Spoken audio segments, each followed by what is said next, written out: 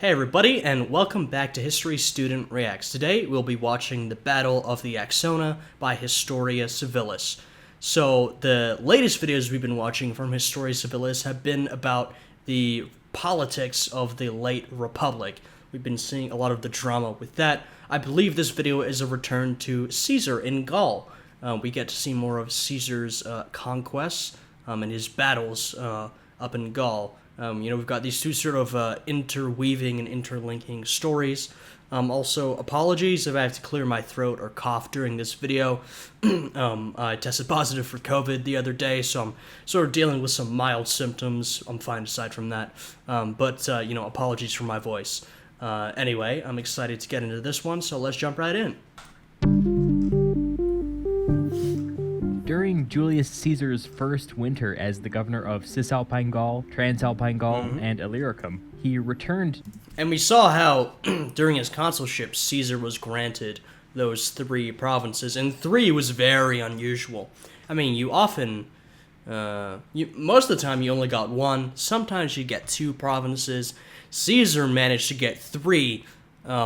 Historia Civilis explained that as the Senate just really wanted him gone, and they would give him whatever he needed so that he would leave them alone, because as we saw, there was a lot of conflict between Caesar and the Senate. To Roman territory to tend to his administrative duties, while his right-hand man, Labienus, wintered with the army in Gaul. During this time, Labienus kept Caesar updated with regular reports. Late in the winter, rumors started to circulate that the people in northeastern Gaul, the Belgae, were considering forming a loose confederation aligned against the Romans. The Belgae were alarmed by the fact that the Romans were taking such an active role in Gallic affairs. Moreover, the Romans appeared to be making themselves comfortable in Gaul by wintering there in a semi-permanent camp. And the Belgae were exactly right. This was the beginning of Roman domination over Gaul. It's really spearheaded by Caesar as he conquers the different tribes, consolidates power, and then, establishes Roman domination. So they're right. They can see what's coming. Unfortunately, they will not be able to prevent it. By the way, the Belgae were right to be alarmed. Yep, he said the exact same thing. After receiving these reports from Labienus, Caesar began to raise 2 more legions in Cisalpine Gaul, which brought his total up to 8. This is something worth keeping in mind. When the Senate had assigned Caesar his provinces, they had assigned him 4 legions to go along with them. Now Caesar had doubled this number, without getting any approval from the Senate. Getting approval from the Senate, not really Caesar's MO. He would bend the rules, break the rules if he had to, in order to get the job done. We've seen that many times, and this is another example of that from Caesar. This wasn't an issue yet, but it would become one later. After his 2 legions were up and running, Caesar went north and met up with Labienus and the rest of his army. He was now in the command of around 35,000 to 40,000 men, after you factor in his earlier losses. When he got there, he sent messages to some friendly tribes neighboring the Belgae, asking them to keep an eye on Belgae activities. They reported back, and each told the same story. The Belgae were mustering a massive army, so Caesar marched north in response. When he entered Belgae territory, the first tribe he encountered, called the Remi, fell all over themselves, swearing that they never intended to join this anti-Roman confederacy. To prove their allegiance, they told Caesar everything they knew. According to the Remi, the Belgae now consisted of 290,000 people. We have no way of verifying this number, but we do know that the Belgae army was quite large, with a lot of infighting between tribes. By the way, here's a handy little tip. These ancient sources have this nasty habit of trying to inflate the size of enemy armies by sneaking women and children into the counts. Here's the trick. Any society with a high mortality rate tends to be around 50% children. Also 50% female, obviously. So you take the given number, divide it by 4, take a little bit off to account for the elderly, and that gives you a very rough estimate as to the maximum number of fighting age males in that society. In this case, we get something like 70,000 men. As you can see, that is massively less than almost 300,000. But he's exactly right. These ancient sources will massively over-exaggerate the number of enemies that they were facing, for obvious reasons, to make the Romans look better. Not to mention that, you might be wondering, wow, how do we get all this information? We've got these numbers, the information about Caesar's story. Well, it's because Caesar wrote a lot of it down. Caesar, he was talented at many things. He was a great propagandist. That was one of his many talents. He was great at marketing himself. So he wrote about his conquests. And obviously, you can't take everything at face value because he's going to try and make himself look good. Part of that is over-inflating the number of enemies he was facing to make his conquests seem more impressive and to make any struggles or losses seem more understandable. Well, look how much he was outnumbered. And so, we have to sort of wade through all of this bias and this over-exaggeration to sort of get to the truth, which is, probably buried in there somewhere. That's a plausible number, and we have some anecdotal evidence to back it up. So anyway, back to the action. By now, the Belgae were on the move. The first target in their sights were the Remi, who were now passing information to the Romans. The Belgae advanced on a town called Bibrex, which was the capital of the Remi. Caesar responded and also moved towards Bibrex. As he approached the town, he came to a bridge across a river that the Romans called the Axona, and we now call the Ain. Before crossing the river, Caesar had his men construct a small fort. He was now entering enemy territory, and he needed to protect this bridge. It was now his only link to friendly territory, and to his food shipments. He left a pretty large garrison there, 6 cohorts, almost 3,000 men. By this time, the Belgae had reached the Remi capital. The Remi sent a message to Caesar, saying that they wouldn't be able to hold out for very long. That night, Caesar had a bunch of skirmishers sneak into the Remi capital, under the cover of darkness. The next day, when the Belgae attempted to approach the gates, they were met with a barrage of Roman missiles, so intense that they were forced to pull back and reevaluate their plans. At this point, they probably realized that there were now Romans fighting alongside the Remi. Yeah, that's got to be pretty worrying. You're like, oh, we're just going to take down the Remi. It's not going to be a big deal. You approach, and now there's Romans. There's perhaps no scarier threat in the Western world at this point. So you're thinking, oh no, the situation has changed, and changed greatly. With this new information, they immediately abandoned their plan to take the Remi capital and marched towards the Roman army. Caesar recalled his skirmishers, but otherwise stayed put. He deployed up on a hill, with the Axona River behind him and a bit of swampy, wet land in front of him. This was a strong defensive position. He put his 6 experienced legions at the front, with his 2 green legions in reserve, just like he had done in the past. The Belgae arrived, and over the next several days, not much happened. There were some cavalry skirmishes, but little else. It was a standoff. The Romans used this time to dig a long trench back from their line in order to prevent a Belgae attack on the flanks. The ditches stretched way back behind the Roman line and ended with small elevated wooden fortifications. On these structures were a bunch of soldiers manning scorpions. If you don't know what a Roman scorpion is, picture a giant crossbow big enough to fire bolts the size of pool cues.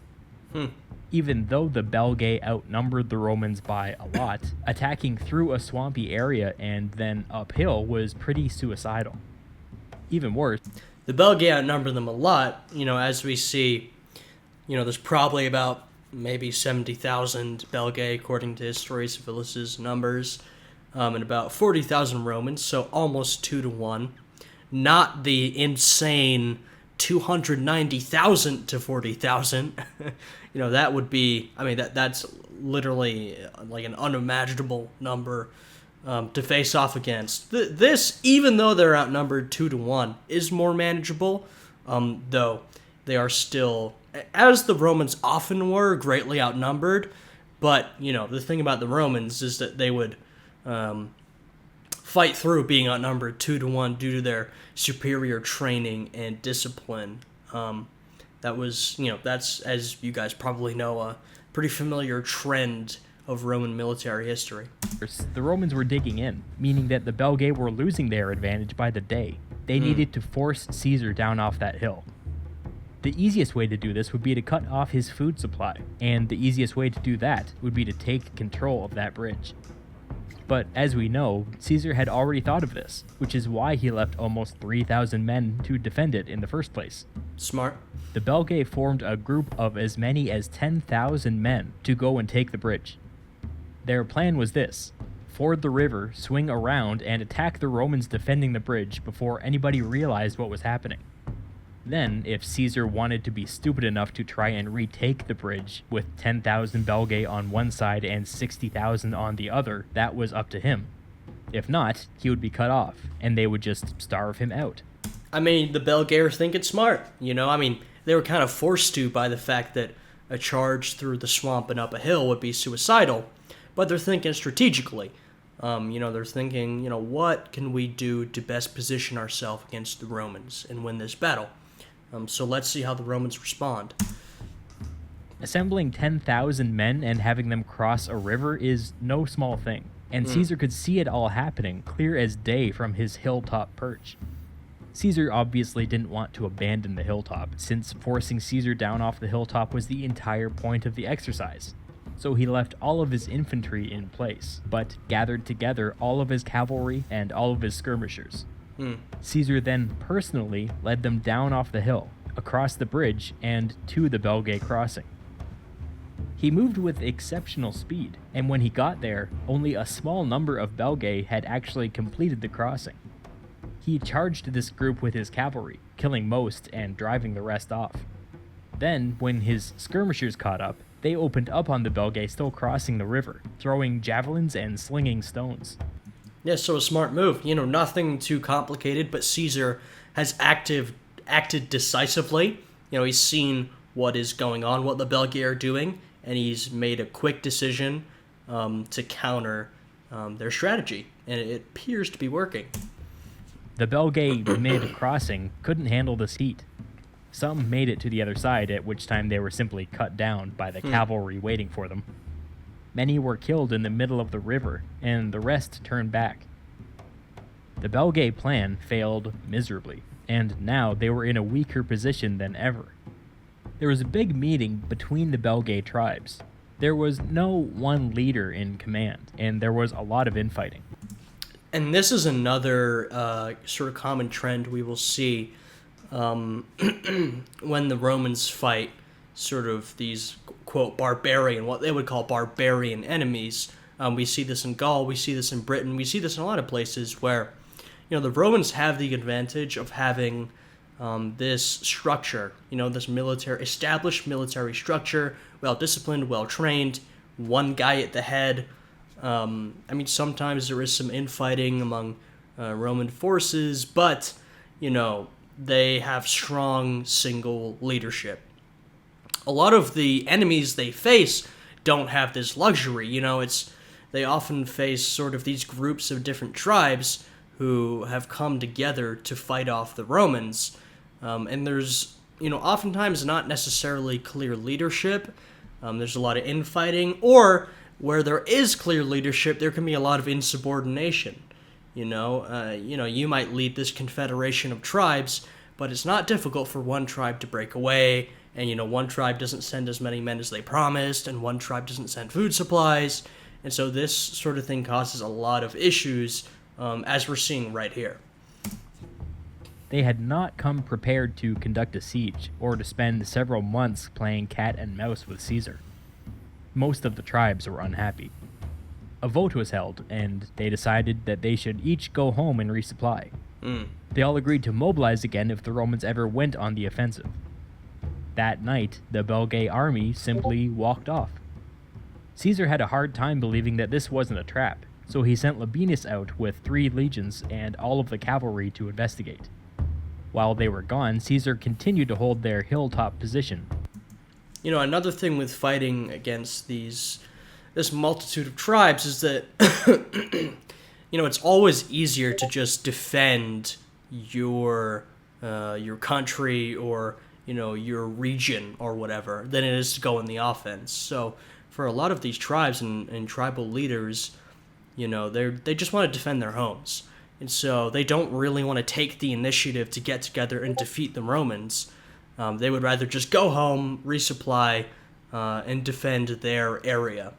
And that's one of the problems, and that sort of gives the Romans the advantage, because these tribes will often struggle to come together and really take the initiative. Just in case. Labienus stumbled upon some of the Belgae and attacked. To his surprise, it wasn't a trap, and they didn't put up much of a fight. Labienus returned to Caesar and told him that it was exactly what it looked like. The Belgae had gone home. Let's not forget that the entire reason Caesar had come to Belgae territory in the first place was to force the Belgae to stand down. They had. Mission accomplished. Caesar could have taken this opportunity to return south, but he didn't. His campaign against the Belgae would only continue. If you're eager to know what he did next, you're in luck, because I already made that video, right here. So, if the Belgae don't take the initiative, you know what? Caesar will take the initiative. And as we talked about earlier in this video, this is not the beginning, but this is sort of the beginning of the process of Roman domination of Gaul. And Caesar's conquest of the Belgae is a big part of that.